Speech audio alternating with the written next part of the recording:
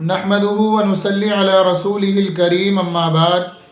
एक मसला बयान करना है। एक साहब ने मालूम किया, कब्र में अज़ाब जिस्म को होता है या रूह को होता है या दोनों को होता है? तो ये बात बिल्कुल अच्छे तरीके से समझ लीजिएगा।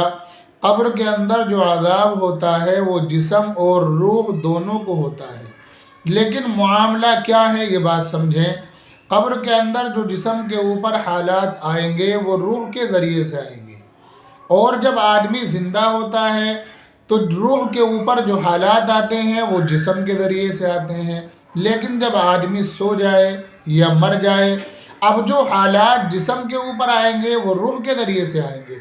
यानी सोने में और मरने में हालात के आने का तरीक़ा बदल जाया करता है। और बहुत से लोग ये कहते हैं कि अज़ाब क़ब्र हमने आज तक नहीं देखा, और बहुत से मुर्दे जो हैं सर्दी खानों में रखे हुए हैं, वहाँ तो कोई एहसास नहीं होता अज़ाब क़ब्र का।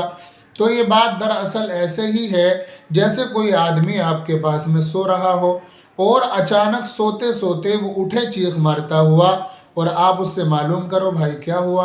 वो आपको बताए कि मैं एक जंगल में था, शेर मेरे पीछे बढ़ रहा था, मुझे बड़ा डर लग रहा था और वो मुझे फाड़ने वाला था, मैं चीख रहा था।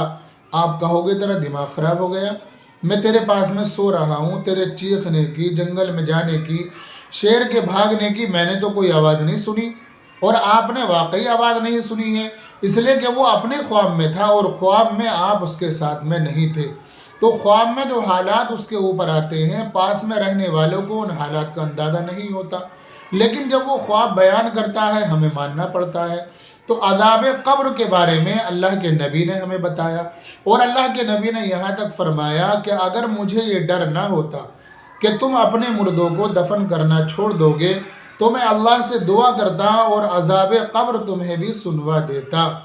तो हमने जो अज़ाब क़ब्र को मानना है वो देख कर नहीं मानना, बल्कि हमारे नबी ने हमें बता दिया, बस हमें ईमान लेकर आना है।